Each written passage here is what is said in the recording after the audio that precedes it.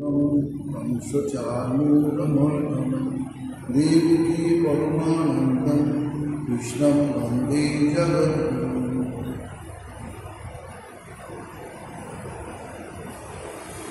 श्रीमद् भगवद गीता। गीता বইটি অসাধারণ বই। ভারতবর্ষের একটা সময় ঘরে ঘরে এই বই পাঠ হতো। আজ বিজ্ঞান প্রযুক্তির জন্যে মানুষ একটু দূরে থাকে বলে মনে হয়, তবুও এই বই যারা একবার পড়েছে তারা এই বই থেকে সরে যেতে চায় না। গীতা হল উপনিষদের সার। যতই গীতার মধ্যে ডোবা যায় ততই যেন পথের শেষ আর নেই। মানুষের মনে পরম শান্তি, আনন্দ ইত্যাদি আছে। মানুষ গীতায় 18টা অধ্যায় ভগবান ধীরে ধীরে মানুষকে এগিয়ে নিয়ে চলছে। বেদের সার হচ্ছে উপনিষদ, উপনিষদের সার হচ্ছে গীতা। আবার গীতার সার ঠাকুরের সন্তানরা বলতেন কথা অমৃত। তো বেশ কয়েকটা শ্লোক আজকে বলে আমরা গীতার মর্মার্থ থেকে একটু পাঠ করব। কুলক্ষয়ে প্রদর্শন্তি কুলধর্ম সনাতনাঃ ধর্মে নষ্টে কুলং কৃষ্ণং অধর্ম অবিভূতিতঃ। বলছি কুল নাশে সনাতন কুলধর্ম নষ্ট। ধর্ম নষ্ট হলে সমস্ত কুল অধর্মাভিভূত হয়। অধর্মাবিবাহ কৃষ্ণ প্রদর্শন্তি কুলস্ত্রিয় স্ত্রীষু দুষ্টা সুভাস্ত্রিয় জায়তে বর্ণশঙ্কর। হে কৃষ্ণ, কুলে অধর্ম বিভব হলে কুলস্ত্রীরা দুষ্ট হয়। হে বাসুদেব, কুলস্ত্রীরা দুষ্ট হলে বর্ণশঙ্কর উৎপন্ন হয়। ভাষ্য বিবৃতি বলছেন, হে বিষ্ণুবংশ কৃষ্ণ শুভ্রাদিভাশ্চ। বিভিন্ন বই থেকে তুলে নিয়ে এসেছে। উদাহরণ হিসাবে পানিনি অপত্যার্থে শুভ্র প্রভৃতি রাতি পুরোদিকে উদ্যুক্ত যে সব হয়। প্রথম একটু সব কেমন কেমন ভালো লাগে না, ওষুধ খাবার মতোই, কিন্তু ওষুধের যে মহৎগুণ থাকে তেমনি শাস্ত্রেরও মহৎগুণ থাকে। মানুষকে পরম শান্তি আনন্দ দিতে। ব্যভিচারেণ কর্ম নাম বিদ্যা বেদনেন চ সকর্মণাম চ ত্যাগেন জায়ন্তে বর্ণশঙ্করঃ। বর্ণশঙ্কর ইত্যাদি ব্যাপার নিয়ে বলতে চাইছেন। অনুলোমেন বর্ণানাম ইয়ৎ জন্ম সবিধি স্মৃতি প্রাতিলোমেন ইয়ৎ জন্ম স্বজ্ঞেয় বর্ণশঙ্করঃ। এটা নারদ সংহিতা আছে। যে পরস্পর বর্ণের ব্যবচার, যে ব্রাহ্মণ ক্ষত্রিয়াদের পরস্পর স্ত্রী গমন অবিদ্যা, যেমন অর্থাৎ সর্বত্র বিবাহ এবং নিজ নিজ কর্ম অর্থাৎ ব্রাহ্মণ প্রভৃতির উপনয়নী সংস্কার ত্যাগ, এই সকলের দ্বারা বর্ণশঙ্কর উৎপন্ন হয়। মন বলছে বর্ণশঙ্কর অনুরূপভাবে অর্থাৎ উৎকৃষ্ট বর্ণের স্বামী ও সমবর্ণের স্ত্রী বা নিকৃষ্ট বর্ণের স্ত্রীর সহযোগে যে সন্তানের জন্ম হয় তাই শাস্ত্রবিধি। বলছে যে স্বামীকে উচ্চ বর্ণ হতে হবে, স্ত্রী সমবর্ণ হতে পারে, নিচু বর্ণ হতে পারে। প্রতিলোমভাবে অর্থাৎ নিকৃষ্ট বর্ণের স্বামী ও তদপেক্ষা উৎকৃষ্ট বর্ণের স্ত্রীর সহযোগে যে সন্তানের জন্ম হয় তাই বর্ণশঙ্কর বলে জানে। शंकर नरका वैभो कुलानानां कुलस्य च পতন্তি পিতরন এইসব লুপ্ত পিণ্ডদম ক্রিয়া। কুলের সংকর হলে কুলগ্নদের নরকের কারণ হয় এবং এদের পিতৃপুরুষগণ ও পিণ্ড উদক ক্রিয়া বিলুপ্ত হয়ে নরকে পতিত হয়। এর রাষ্ট্রপতি বলছেন, প্রেতের উদ্দেশ্যে জলদানকে উদক ক্রিয়া বলে। মানুষের মৃত্যুর পর আতিবাহিক দেহ হয়। প্রেত পিণ্ডদানের পর জীব কর্মাঞ্জায়ী সূক্ষ্ম ভোগ দেহ প্রাপ্ত হয় এবং তদনুযায়ী তার স্থূল শরীর গঠিত হয়। স্মৃতিশাস্ত্রে বলে, বংশ না থাকলে লুপ্ত পিণ্ডদান ক্রিয়া হওয়ায় লুপ্তগতি হয় না, পরন্তু অধগতি হয়। বর্ণসংকর বংশজ পুত্র বলে গণ্য হয়। সেই জন্য তাদের শ্রাদ্ধাদি কর্মে অধিকার নাই।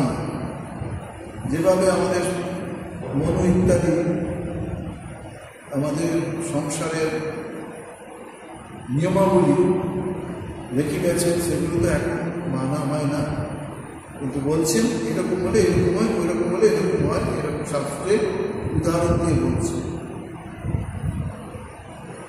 যে যন্ত্রণা সকল স্থানে পাপীগণ মৃত্যুর পর মৃত হয় তার নাম নরক।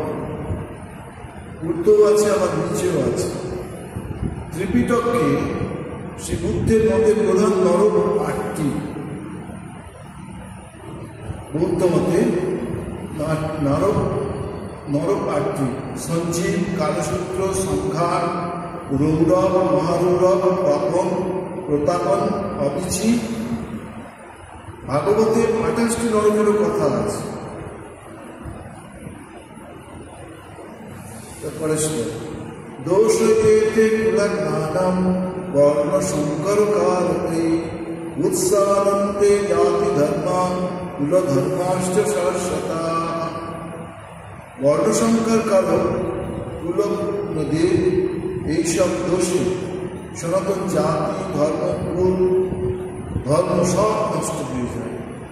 সেই জন্যই আমাদের দেখা যায় শ্রাদ্ধাদি কর্ম খুব ইম্পর্টেন্ট। শ্রাদ্ধাদি করলে এই যে আতিবাহিক দেহটা, এটা আরো উচ্চগতি হয়। বলছে 1 বছর পরেও যেটা করা হয় সেখানেও দেখা যায় যে আরো উচ্চগতি হয়। বহুজনই একবারই পিণ্ডদান করে যতদূর শুনেছি, কিন্তু বছরান্তেও আরেকবার পিণ্ডদান করলে ভালো হয়। বহু মানুষেরই করে অবশ্য।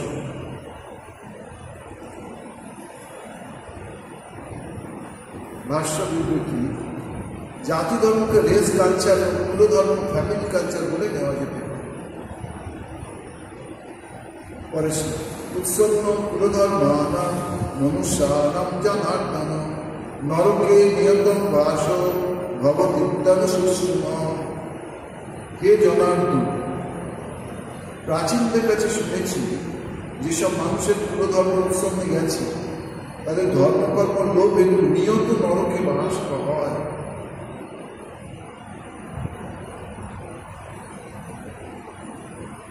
যিনি লিখেছেন এই বই, তিনি বলছেন যে প্রাচীনদের কাছে আমি শুনেছি মানুষের কুলধর্ম যে নষ্ট হয়ে গেছে, ধর্মকর্ম লোভ হতো নিয়ত নরকে বাস হয়। অহবত মহৎ পাপম কর্তুম ব্যবসিত ভয়ম যদ্রাজ্য সুখলোভেন হন্তুম স্বজনমন্তকা। হায়, কি দুঃখের বিষয়! আমরা মহা পাপ করবার জন্য নিশ্চিত হয়েছি, যেহেতু রাজ্য সুখলোভে স্বজনদের মদের জন্য আমরা উদ্যত। অর্জুন বলছেন বিষয়, যদি মা অপ্রতিকারম অস্বাস্থ্য পানায়।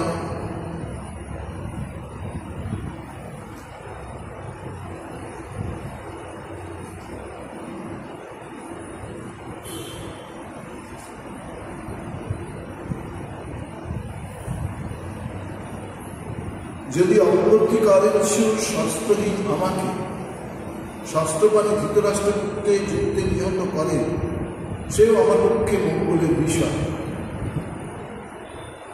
যুদ্ধক্ষেত্রে অর্জুন ভীত হয়েছে। সে যে ক্ষত্রিয়, তার ধর্মই হচ্ছে যুদ্ধেও, সেটা সে ভুলে গেছে। সে আত্মীয় স্বজনদের বিরুদ্ধে যুদ্ধ ঘোষণা করাটাকে দুর্বলতা ভাবছে, পাপ ভাবছে। এই জায়গা থেকেই তো গীতা শুরু হয়েছে। এই কথা যখন বললেন তখন সঞ্জয় বলছেন, জনসংখ্যে বিসিজ্য সংসারম চাপম শোক সংবিঘ্ন মানুষ।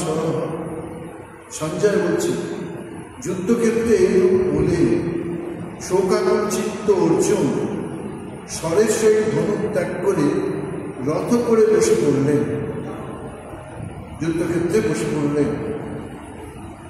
প্রথম অধ্যায়ে আরো অনেক কিছু বলার থাকে, ধীরে ধীরে আমরা বলার চেষ্টা করব। কিন্তু গীতার সম্বন্ধে আরো কিছু কথা একটু শুনে নিলে ভালো হয়, সেই জায়গা থেকেই আমরা আসছি।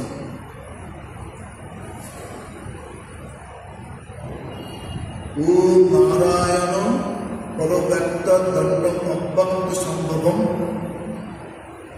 অখণ্ড সন্ত সীমে লোকা সপ্তদ্বীপাচ মেদিনী।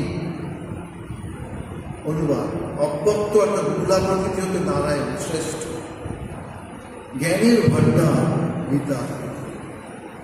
গীতা জানে পড়বে, গীতা না জানবে তার জীবনে অনেক কিছু বাকি করে থাকবে বলে মনে হয়। এই ব্রহ্মাণ্ড অব্যক্ত প্রকৃতি হতে উন্মুক্ত হয়েছে। পাতাল হতে সপ্তলোক পর্যন্ত চতুর্দশ ভুবন এবং সপ্তদ্বীপ যুক্ত মেদিনী ব্রহ্মাণ্ডের ভিতর, এটা ব্যাখ্যা বলছে।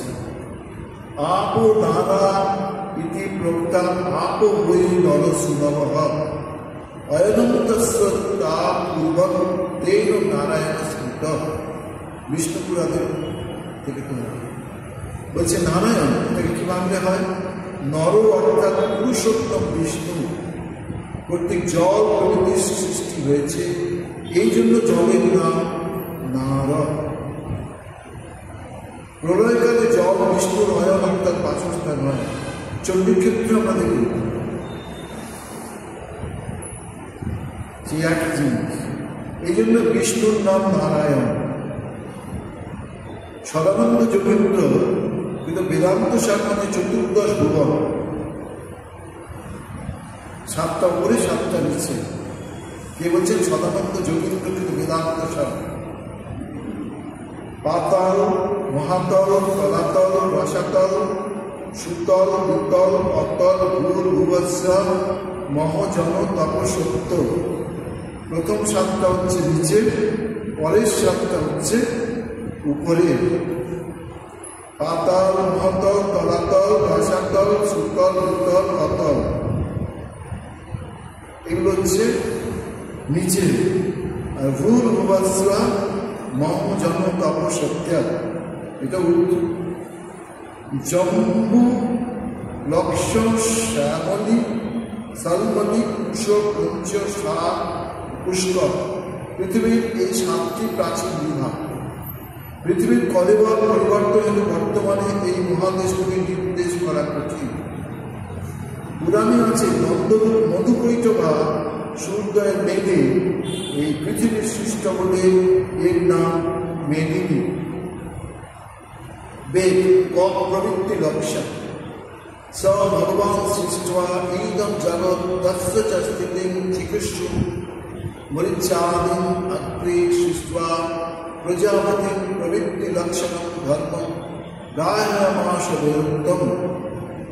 বলছেন, সেই ভগবানই জগৎ সৃষ্টি করে তার স্থিতি ইচ্ছু হয়ে প্রথম মরিচ্ছা প্রজাপতিগণকে সৃষ্টি করে তাদের বেদগত প্রবৃত্তি লক্ষণ ধর্ম গ্রহণ করালেন।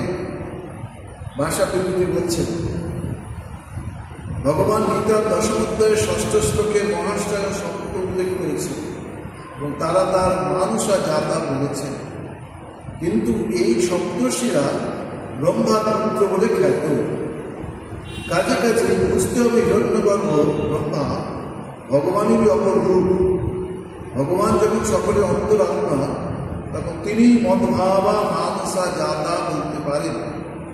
এর প্রমাণস্বরূপে মহাভারত হতে দুটি শ্লোক উদ্ধার করা যেতে পারে। মারিচি রঙ্গিরাজ ছত্রী পুলস্তপুলো ক্রতু বশিষ্ঠ ইতি শব্দইতে মানুষা নির্মিতা হিতে এতে বেদবিদ মুখ্যা বেদচার্যশ্চ কল্পিতা প্রবৃত্তি ধমিনশ্চৈব প্রাজাপত্যে চ কল্পিতা। শান্তি পর্ব থেকে তোলা হয়েছে। এই যে সাতজন ব্রহ্মারুদ্র বলছেন হিরণ্যগর্ভের, সেই সাতজনের কথা বলতে গিয়ে বলছেন এরা কারা? মরিচি, অঙ্গিরা, অত্রি, পুলস্ত, পুলহ, প্রদ্য, বশিষ্ঠ। এই সাতজন মহর্ষি ব্রহ্মার মুখ হতে উৎপন্ন। ইয়ারা সকলেই মুখ্য বেদবেত্তা, বেদাচার্য এবং কাম্যকর্ম পরতন্ত্র। ইয়ারা পূজা পালনের জন্য সৃষ্টি হয়েছে। বায়ুপুরাণের মধ্যে কর্ম সম্বন্ধে শ্লোক আছে। দীর্ঘায়ু মন্ত্রকৃতা ঈশ্বরাদিব্য চক্ষুষঃ বিদ্যা প্রত্যক্ষ ধর্মণ ভদ্র প্রবর্তক কাষ্টয়ে। এরা দীর্ঘায়ু, মন্ত্র রচনাকারী, ঐশ্বর্য সম্পন্ন, অলৌকিক দৃষ্টিশক্তি, প্রাচীন এবং প্রত্যক্ষ ধর্মশীল এবং গোত্রের প্রচারক। কীভাবে নেমে আসছে সেগুলো বলছে। বেদ খ, আগেরটা ক বলেছিল, এটা খ বলছে। নিবৃত্তি লক্ষণ, প্রবৃত্তি লক্ষণ আর নিবৃত্তি লক্ষণ। তত অন্যান্য চ সনক সনন্দাদি উৎপাদ্য নিবৃত্তি লক্ষণম ধর্মম জ্ঞান বৈরাগ্য লক্ষণম রোহায়ামাশা। তারপর কি হলো? তারপর সনক সনন্দাদি অপসর্গকে সৃষ্টি করে জ্ঞান বৈরাগ্যরূপ নিবৃত্তি লক্ষণ দ্বারা ধর্ম গ্রহণ করিয়াছেন। চতুর্সন বিষ্ণু ভাগবত বলছে তিনি চারজন সন হলেন। এই সন কি? সনক, সনন্দন, সনাতন ও সনত কুমার নামক চারজন ব্রহ্মর্ষি হলেন। মহাভারতের শান্তিপর্ব অধ্যায়ে সাতজন নিবৃত্তিমার্গ ব্রহ্মর্ষির নাম আছে। সন অর্থাৎ নর, সনক সুজাত, সনক সনন্দন, সনত কুমার, কপি ও সনাতন। সনাতন হচ্ছে নারায়ণ। এরপরে বলছে ধর্ম লক্ষণ। দ্বিবিধ বেদত্ব ধর্ম প্রবৃত্তি লক্ষণ নিবৃত্তি লক্ষণ চ। বেদোক্ত ধর্মের দুটি লক্ষণ, প্রবৃত্তিরূপ নিবৃত্তি। ভাষা তিনি বলছে লক্ষণ, যে চিহ্নের দ্বারা কোনো বস্তুর স্বরূপ সিদ্ধ হয়। শুদ্ধ অশুদ্ধ বেদে লক্ষণ দুরকম। শুদ্ধ বা অসাধারণ ধর্ম বা নির্দোষ লক্ষণ, যা কোনো জাতির প্রতি ব্যক্তিতে সতত লক্ষিত হয় কিন্তু অন্যত্র হয় না। যেমন গাভী সম্বন্ধে গলগম্ভ। অশুদ্ধ লক্ষণ তিনটি। অব্যাপ্তি, যেমন গাভী সম্বন্ধে কালো রং সব গরুতে নাই। অতিব্যাপ্তি, যেমন গাভী সম্বন্ধে গো উচ্ছ, গরু ছাড়া হাতি, মোষ প্রভৃতিকে দেখা যায়। এবং অসম্ভব, যেমন গাভী সম্বন্ধে জোড়া কুল। এবারে বলছেন ধর্ম সার্বজনীন।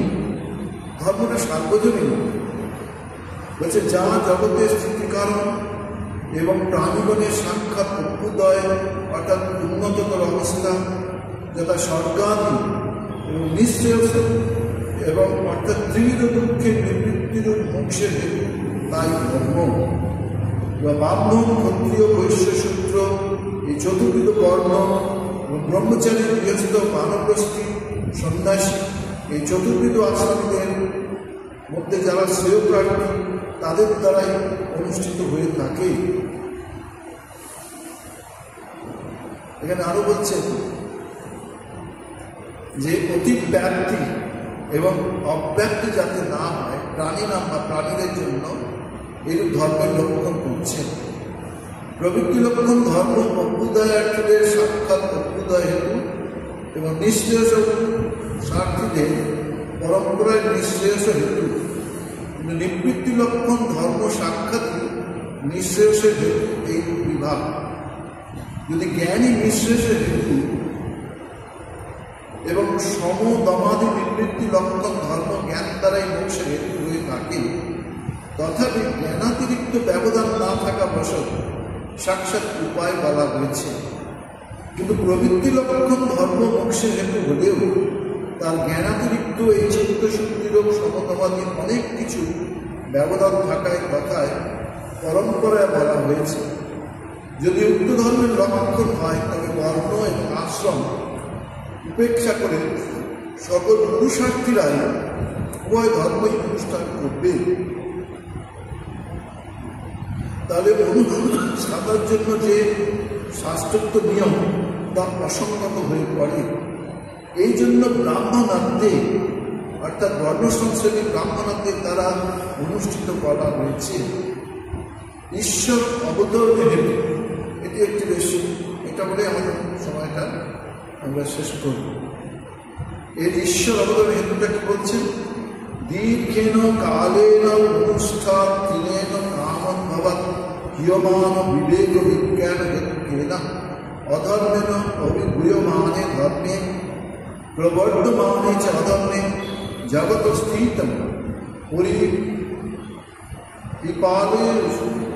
সব আদিকর্তা নারায়ণকে বিষ্ণু ভৌমস্য ব্রাহ্মণস্য রক্ষণার্থম দেবজ্ঞম বাসুদেব মোক্ষেন কৃষ্ণ কিল সম্ভ।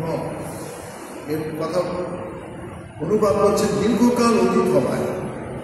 গীতার চতুর্থ অধ্যায় ২য় শ্লোকে বলছে, ধর্মানুষ্ঠানকারীদের নিষ্কাম ধর্মের অনুশীলনে কামোদ্ভব হেতু বিবেক বিজ্ঞান যখন হ্রাস হয়, সেই জন্য যখন অধর্মের দ্বারা ধর্ম অভিভূত হয় এবং অধর্ম যখন খুব বৃদ্ধি পেতে থাকে, তখন জগতের স্থিতি এবং পালন ইচ্ছা করে সেই আদিকর্তা নারায়ণাখ্যা বিষ্ণু ভূদেব ব্রাহ্মণ এবং ব্রাহ্মণত্বের রক্ষার জন্য দেবকী ও বাসুদেব ভূতের অংশে সেই কৃষ্ণ রূপে আবির্ভূত হলে এইরূপ প্রসঙ্গটি আছে।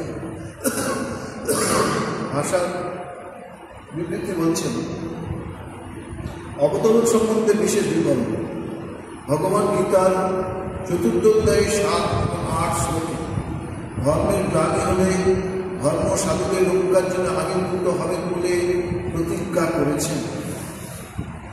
যদা যদা ধর্মস্য গ্লানি ভবতি ভারত অভ্যুত্থান অধর্মস্য তদাত্মান সুজাম্যাম, ভগবানের তো কথা। এখানে শঙ্কর বলছে জগতের স্থিতি ও পালন ইচ্ছা করে ব্রাহ্মণ এবং ব্রাহ্মণত্বের রক্ষার জন্য ভগবান আবির্ভূত হন।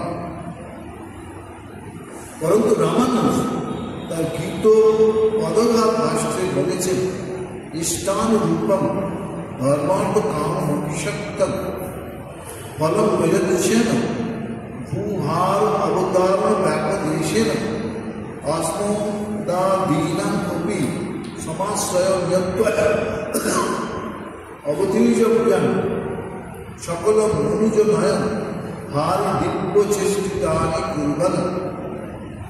বলছেন অর্থাৎ অভিষ্টরূপ ধর্ম অর্থ কাম মোক্ষরূপ চতুর্বর্গ ফল প্রদান করে তাদের পরিত্রাণের নিমিত্ত ভূভার ফলনের ছলে অবতীর্ণ হয়ে মানবগণের নয়নের প্রতিকারক লোকাতীত ক্রিয়া করেন।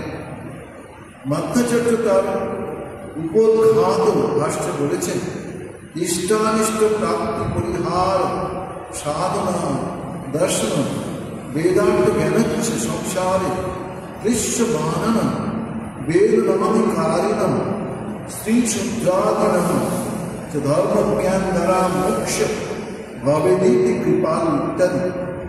বলছেন যারা নিজ নিজ অভিলষিত বস্তু প্রাপ্তির সাধন এবং অনভিপ্রেত বিষয় পরিহারের উপায় জানে না, বেদের অর্থজ্ঞান যাদের নাই, যারা সংসারে ক্লিষ্ট হচ্ছে তাদের বেদের অনধিকারী স্ত্রী সূত্র প্রয়োগী যাতে ধর্ম জ্ঞানের দ্বারা মুক্তি হয় বলে তার উপায় হিসাবে গীতার উপদেশ দিয়েছেন বলে ভগবান কৃপালু ইত্যাদি।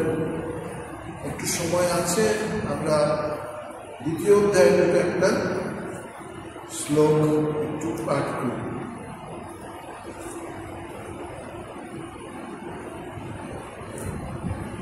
বহু জিনিস যা কল্পনাও করা যাবে না এই গীতায় আছে। বহু বহু ভাগ্য হলে তবে এই গীতার মতো বই পাঠ করার মানসিকতা আসে, ইচ্ছা হয় শোনা।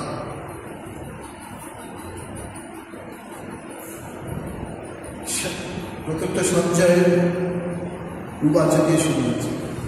তম তথা কৃপয়া বিষ্টম অশ্বপূর্ণমুদেক্ষণম বিশীদন্তম ইদম বাক্যম উবাচ মধুসূদন।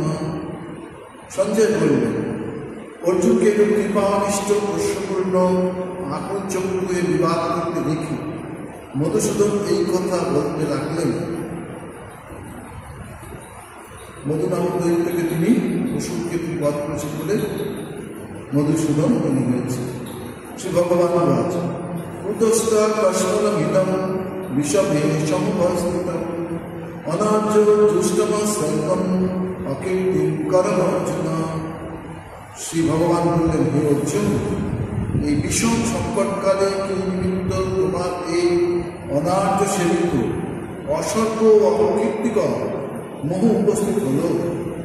ভগবান জিজ্ঞাসা করছেন, এই কি কেন তোমার এরকম মানসিকতা হইল? তারপরে শ্লোকটি অসাধারণ একটি শ্লোক, এইটাই বলছেন, ক্লৈব্যমাশ্ম মম পার্থ। শ্লোকটা এইভাবে বলি, ক্লৈব্যমাশ্ম মম পার্থ নৈতদ্বৈবপদ্যতে ক্ষুদ্রম হৃদয়দৌর্বল্যম তত্ত্বতিষ্ঠ পবনকপ। হে পার্থ, কৃপতা প্রাপ্ত হয়ে না, এ তোমার উপযুক্ত নয়। হে পরন্তপ, ক্ষুদ্র হৃদয়গুলো ত্যাগ করো, যুদ্ধাগ্রে ওঠো। এই একটা বিশাল একটি শ্লোক যা আমাদের সকলের মনে শক্তি যোগায়। ভাষা বিভূতিতে বলছেন, পরন্তপ অর্থাৎ শত্রুতা আপন। শিখর ব্যাখ্যা করছেন, স্বামীজি শ্লোকটি গীতার সার বলেছেন। স্বামী বিবেকানন্দের মধ্যে গীতার সার হচ্ছে এই, ক্লৈব্যমাশ্ম মম পার্থ নৈতদ্বৈবপদ্যতে ক্ষুদ্রম হৃদয়দৌর্বল্যম তত্ত্বতিষ্ঠ পবনকপ। জগতের যাবতীয় দুঃখ পাপ এই হৃদয় দৌর্বল্যের জন্য। তাই তিনি পুনঃ পুনঃ হুঙ্কার করে বলেছেন, কবি, ক্লৈব্যমাশ্ম মম পার্থ উদ্দিষ্ট জাগ্রত প্রাপ্ত বালানন্দ পুরস্ব ধারা নিশিতা দুর্দয়া দুর্গম পদস্থ কবয়বনম্পি। এটাও স্বামীজি বলছেন, প্রত্যেক কঠোর শ্লোক। অর্জুন বলছেন, উবাচ কতম বিশ্বমহম সংখ্যে গ্রহণম চ মধুসূদন ইশুভে প্রতিস্বামী পূজার ভাবরিসূদন। অর্জুন বললেন, হে পরিসূদন, হে মধুসূদন, আমি যুদ্ধে পূজার বিশ্ব ধনের প্রতি বাণের দ্বারা কি করে যুক্ত করব? ভাষা বিভূতিতে বলছেন, গুরু মুঙ্কৃত্য ধনকৃত্যা ইত্যাদি শব্দ মন্ত্রেণ আমি গুরুদ্রোহে যদানিষ্ট ফলত্ব প্রদর্শেন নিষিদ্ধ তদা কিং বাচ্যম তাপ্যাম সহ সংগ্রামস্য ধর্মত্বে নিষিদ্ধত্বে চেতি। মধুসূদন, গুরুর প্রতি হুঙ্কার অথবা হুঙ্কার কৃতকারী করিয়া ইত্যাদি বাক্যের দ্বারা শাস্ত্রে শব্দের দ্বারা গুরুদ্রোহ অনিষ্টকর করে যখন নিষিদ্ধ হয়েছে, তখন তাদের সঙ্গে সংগ্রাম করা অধর্ম এবং নিষিদ্ধ এ বলাই বাহুল্য। আমরা খুব বেশি গভীরে যাচ্ছি না, উপর উপরে আপাতত পাঠ করব, পরে সময় সুযোগ মতো আরো গভীরে প্রবেশ করার চেষ্টা করব। মুখম করতি বাচালম পঙ্গম লঙ্ঘয়তে গিরিম যৎকৃপাতমহং বন্দে পরমানন্দমাধবম। ওম শান্তি শান্তি শান্তি। হরি ওম তৎসৎ। শ্রীরামকৃষ্ণার্পণমস্তু।